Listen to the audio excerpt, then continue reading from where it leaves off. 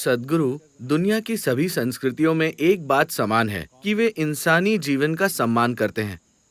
अपनी या किसी और की जान ले लेना ठीक नहीं माना जाता।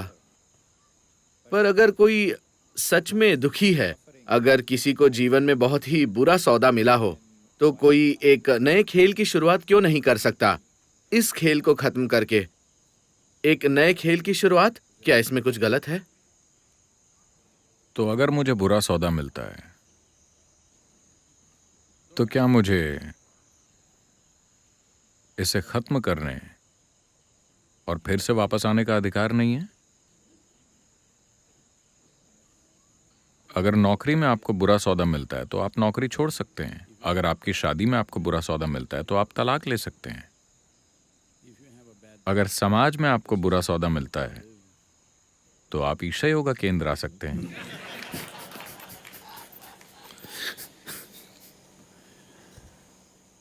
अगर ईशा योगा केंद्र में आपको बुरा सौदा मिलता है तो आप पहाड़ पर जा सकते हैं।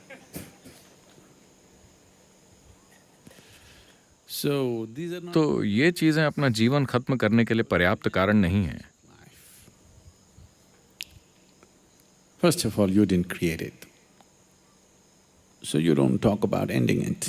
पहली बात तो ये कि आपने इसे नहीं बनाया, तो आप इसे खत्म करने की बात मत कीजिए।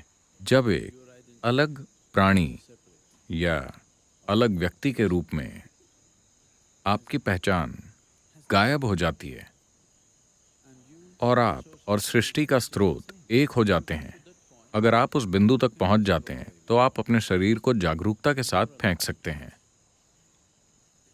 तब आपको ऐसा करने की अनुमति है। शरीर को नुकसान पहुंचाकर या पेड़ से लटक कर नहीं। हमें आपको पेड़ के नीचे दफनाने में कोई दिक्कत नहीं है, लेकिन पेड़ से लटकना न तो आपके लिए अच्छा है न पेड़ के लिए।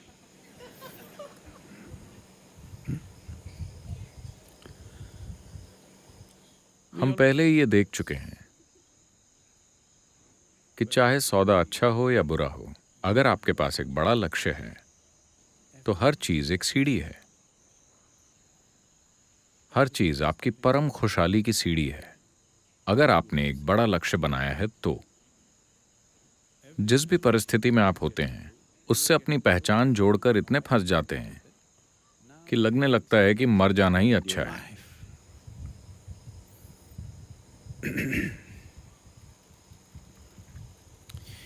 वैसे भी ये सब बकवास है, क्योंकि अगर आज कुछ गलत हो रहा है तो आप मरना चाहते हैं। कल सुबह कुछ ठीक होने लगा तो आप जीना चाहते हैं। आप तीसरा बच्चा पैदा करना चाहते हैं। आप फिर से शादी करना चाहते हैं।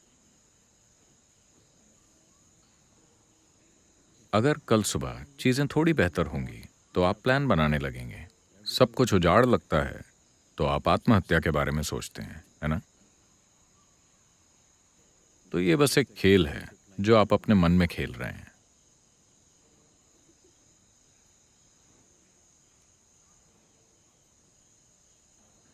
एक बार की बात है,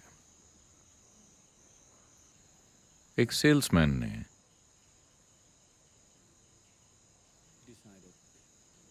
नए बने घरों में जाने का फैसला किया।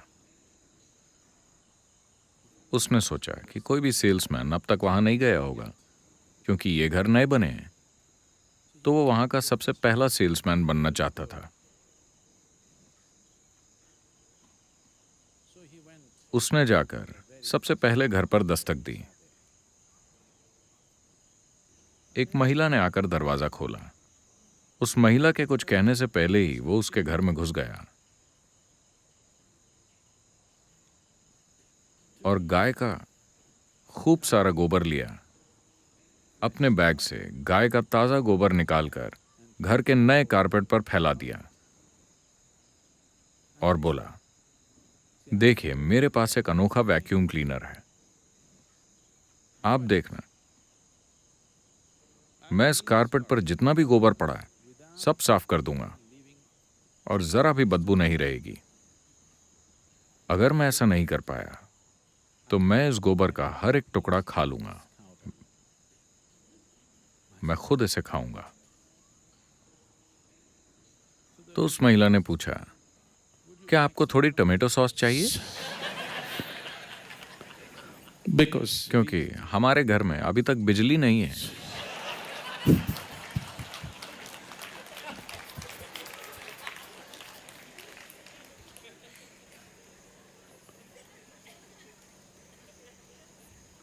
आपको थोड़ी सी टोमेटो सॉस की जरूरत है। स्वाद अच्छा लगता है तो आप अचानक जीना चाहते हैं।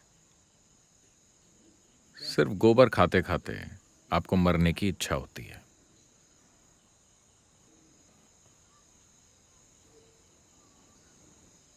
आपने खड़े होकर कहा, सद्गुरु, अगर आपको पता हो कि आप क्या बोल रहे हैं तो ऐसी बकवास आपके मुंह से नहीं निकलेगी। सद्गुरु का कोई मतलब नहीं जब आप अपना जीवन खत्म करना चाहते हो, क्योंकि यहां बैठने का कोई फायदा नहीं है। आप मुझसे यही कह रहे हैं, है ना? यहां बैठने का कोई फायदा नहीं। आप कृपा में नहीं हैं, आप कहीं और हैं। अपने जॉब की चिंता में, अपने परिवार की परेशानियों में और दूसरी चीजों में आप वही सब सोच रहे हैं। बस यहां रहिए, अचानक ये अनमोल बन जाएगा। मैं इसे अनमोल बना दूंगा।